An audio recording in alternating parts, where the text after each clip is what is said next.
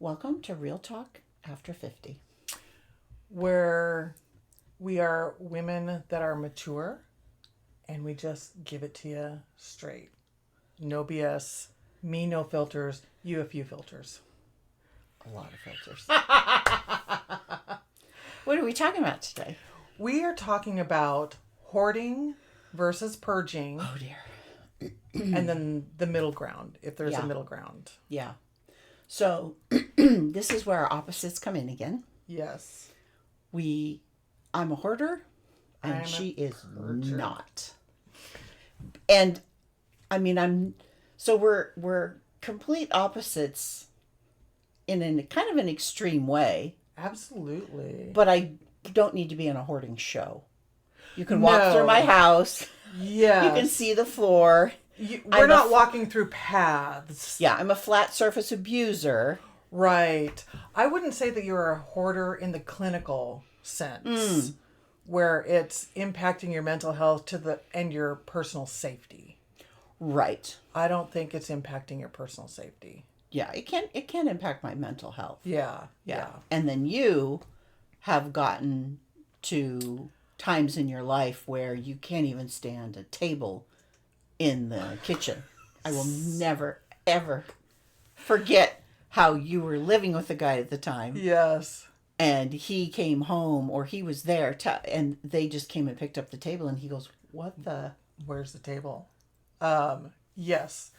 So I might have an issue with, not necessarily, sometimes I have clutter, but there are times, depending on my mental state,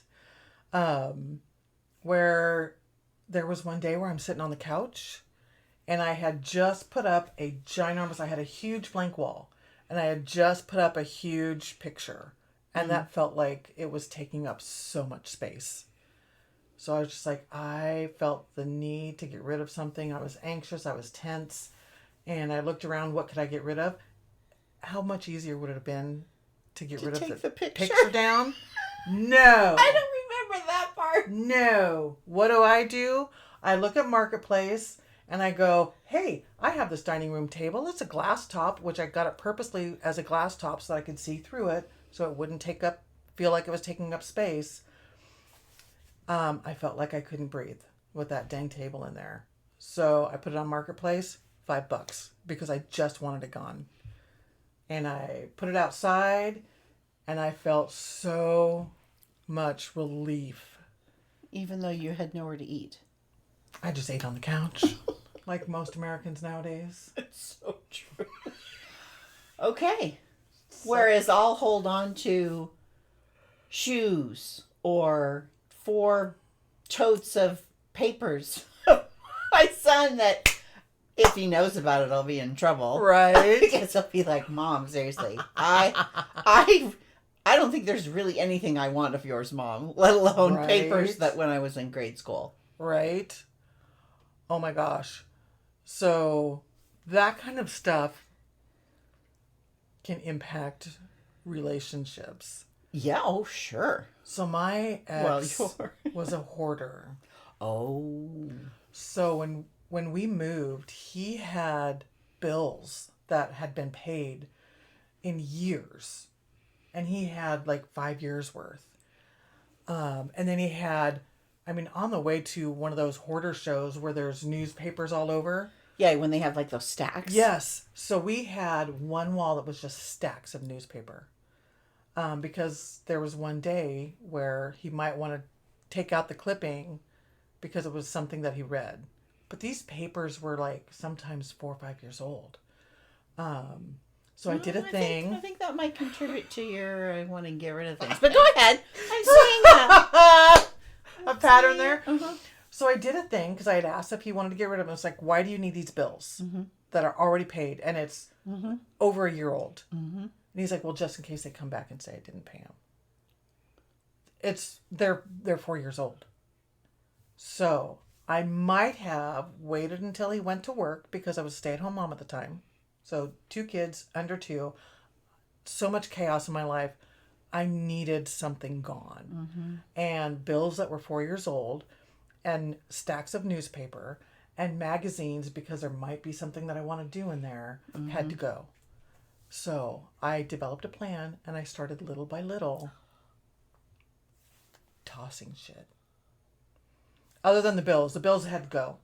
I bought a file cabinet, and I said, you have last year's bills, the rest of them got burned. How did he react? Not very well. That's the X part. Wow. Not very well. But that's how, so he, hoarder mentality, me, I've never had that kind of mentality. Now, granted, we moved around a lot when I was a kid. So to you, that was the normal. Yeah. Whereas I'm used to saving things, trinkets. Right. What do they call those? Dust collectors, or what do they call these things? Mementos. Right. You go somewhere, you get something, collector stuff. Right. Stuff. Stuff. Which, when I come, so you have stuff. Yes. Woman's got lots of stuff. But when I come here, because it's not my space, right, it doesn't bother me. I've asked you that before. Yeah, and it doesn't bother me because it's not my space. Right. My space does not have stuff. Right. Do you still not want to have anything on the walls? I'm to the point now where I do have artwork, and I have it on the floor leaning up against the wall. Oh. Okay. Progress. Really? So that you can move it at any time? I mean, why have it? Because I love the art. Okay. And I keep thinking I would like to look at it more than just in passing when I'm like at an art show or if I'm in the store and I see something that I like. So I keep thinking that I want to be able to enjoy something on the wall. Okay. So you like the idea of it. You just can't seem to go through with it. Can't. Yeah. Not yet. Not yet. Well, and I, on the flip side, would like to have less clutter. And I've been working on that recently because it does help the mental health. And I have a year long-term plan that I'm not ready to share yet. But right. And so I'm going to need to have less stuff. Right. But it's hard. It's really hard for me. Yeah. I totally empathize. Because I couldn't imagine having to have the things. Because if having the things causes me anxiety, I'm assuming that it's the same thing to not have the things. Story time. Oh dear. Me or you? You. Uh-oh. Talking about impacting when you first, you've done incredibly well, to be quite honest. Quite proud of you. But when you started your purging journey, we looked in your cabinet. And you had like 24 different mugs. Yes, I did. All sorts of mugs. And for me, I thought, oh, well, it'll be really easy. You only need like 2 of these. So I can remember thinking, okay, here's one. But there were matching. I had matching ones that went with the plate. That was so cute. And by the way, over 10 years, I might have used once, maybe twice. Right. And some of these were like thermos mugs. Yes. A lot of these were the traveling. Yes. Yes. Okay. I did pare down.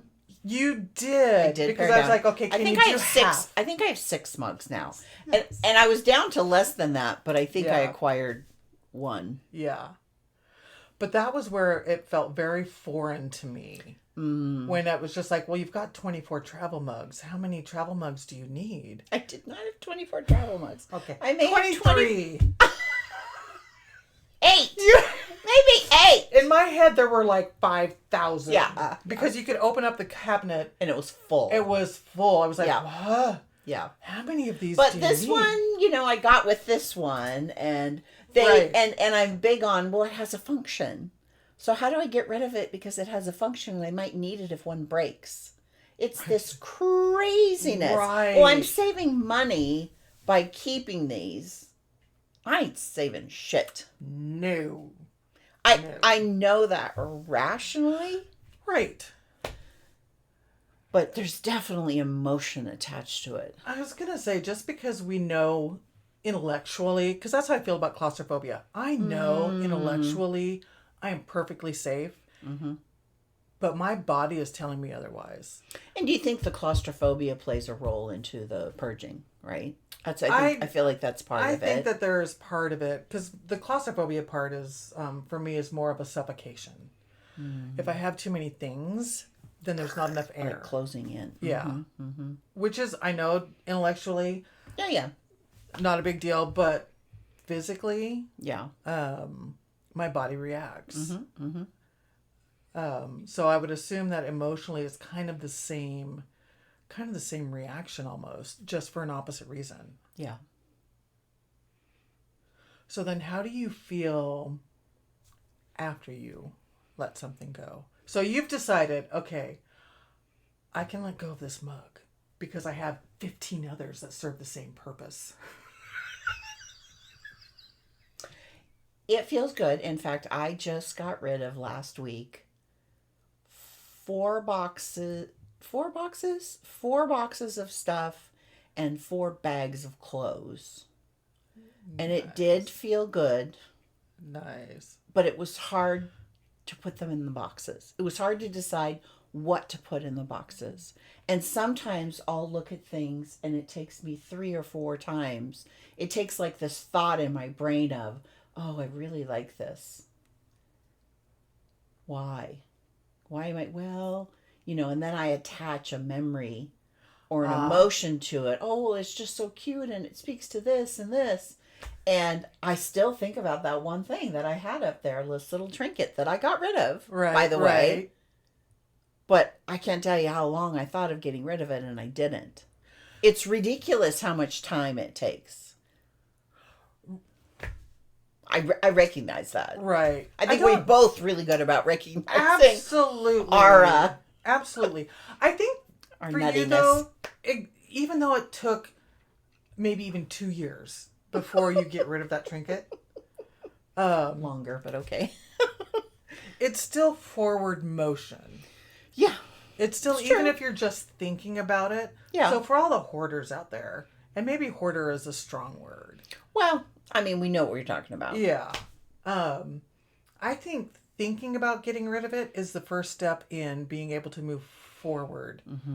And determining what do you want to, what's truly important to you.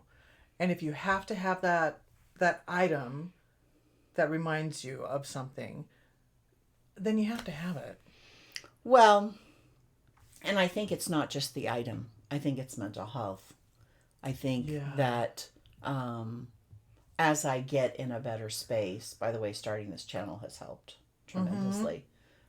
I think we did, I don't think we posted yet, but we did a video on why we started this channel. Right. Just starting the channel has really helped. We've gotten together regularly every week. Right. And sometimes it's a different day, different time. But, squirrel. Mental health, I really think, plays a role. And also, what's that called when you have someone help you do something? Body double. Body double. So Tammy asked the other day, how can I help? And I said, I need a body double. And we haven't done that yet. Right. But we've done that in the past. Where we you have. Came. Yeah. Right. Yeah. You just have to be really mindful of the fact that my decision making, it's like I can see the wheels turning as you're thinking, what the, just put it in the box. The fucking box. Yeah, exactly. So, but you're really good. I mean, I know you enough to know that that's what you're thinking, but right, you're really good about it. Because I think don't push. You don't push. I think of the movie, it's like, what's in the box? Yeah. Nothing. Nothing's in the box because you've not put anything in it yet. So I know that it's probably painful for you, but I appreciate the support. Oh, goodness. Oh my gosh. So there's really, it's just, trying to be kind to someone who hoards. There's definitely a mental health component. Yes. It's not like this big mental health, but I think that keeping it is there's for a reason there. I don't know if it's filling a void. Maybe filling a void's probably a good way to do it. Right. But getting rid of it can be very freeing. Yes. For Except me, for oh, except for the dehydrator that I had for years and I used a few times. And then a few years ago, I thought I still had it.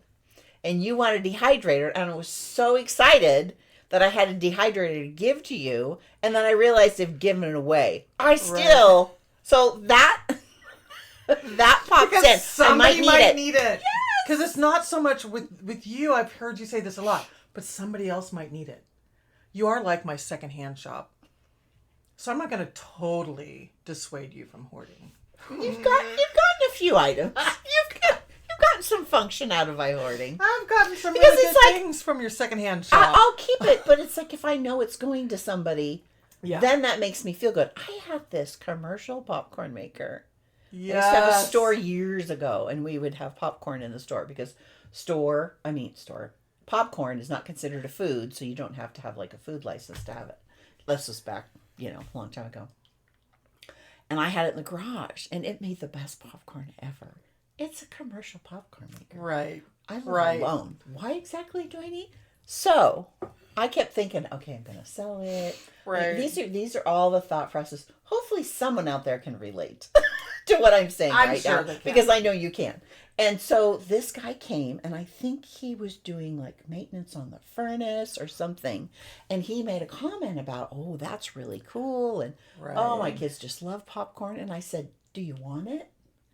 And he was so excited. Right. And I was excited to be able to give it to him because I knew that the kids, so I don't know what you would call that, but that's what I got. You like it to have a Meaning?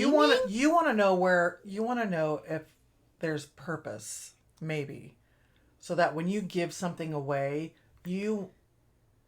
if you're giving it away, you know what purpose it's going to, so it's Yeah. going to hold value. But if I'm putting it in the box, why can't I should be able to connect that. That somebody's going to get value out of it. Uh-huh. Yeah, maybe because you like the personal touch of, I don't know. yeah, It's goofy for sure. yeah. I'm not going to disagree. Ouch. So hurt by that. Miss Table for $5. I mean, I can see the kitchen. I can see where you were in this big void where a table should go. It felt so good because do you know how much air that freed up? The table was consuming my air. It had depleted my air. Well, let's just say we're very thankful we're not in relationships where we have someone who's the opposite, because that was pretty stressful. Being a hoarder with someone who's not, and vice versa. Right. That can add a lot of stress.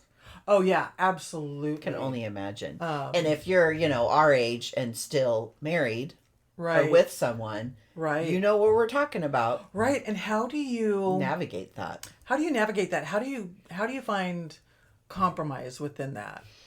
Because it's like, okay, I or can not let go of- continually argue over it. Right. Mm-hmm. I don't know. Because right now I don't have a problem letting go of things, because if it's something that I do attach money to it sometimes. So like I'll get rid of tons of kitchen stuff because I love me a good kitchen gadget. But I also don't have a problem letting it go because I know it's within my budget to replace it if I need to. That makes sense. Yeah. So I can get rid of, I had to buy a new coffee grinder because last year when I moved, I got rid of my coffee grinder and it was just a little one. But I was like, Why did you get rid of your coffee grinder? because it was taking up space. Got it? Yeah, it was taking up Just space. checking. I am a person who, so live alone. I have 2 plates. I have 3 coffee mugs. 3? That's 3. a lot. And it's because they're pottery. They're handmade. They were spendy, but I'd like the pottery part of it. Yes. Will I get more? No. I won't get more unless I get rid of at least one. because I've got 3 mother freaking mugs that I don't need 3. I don't have drinking glasses. Do you just use the mug? I just use the mugs because it holds water. Valid. It's valid. Because if I get more, then it's more stuff. It's just stuff. Now, and I'll collect things, but I do purge about every 6 months. Well, I mean, I should too regularly because you're bringing stuff in. You're Right. always bringing stuff in. Absolutely. I mean, at what level you are. And I Right. think I think that the way it's minimalism. Mm-hmm. That's kind of a thing in younger generations. Not my generation. I'm a young one. Yeah, well, that's not the way I meant it, but okay. You're hip. Oh, that's wait, right. that's a very wait, old that word. is I can dig it. That's groovy. I would say that I am a bit of a minimalist. Yeah, I know my son is. Yeah, I bought silverware. Did you buy like a set? I had to buy a set because they didn't sell. I couldn't find You a could have place gone that. to Goodwill to get one fork. Yeah, right? but if I go to Goodwill, Oh.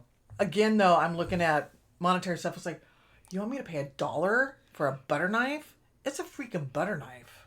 Plus, you could probably buy a set for $25. Which is what I did. I bought a set for $25, and I truthfully almost got rid of half of them because it was a setting for 4. Oh, that's a lot. It is a lot because there's 2 different spoon sizes. There's 2 different fork sizes. Yeah, And we're then not that refined to need different sizes. No, of are you spoons. kidding? I barely use utensils when I eat.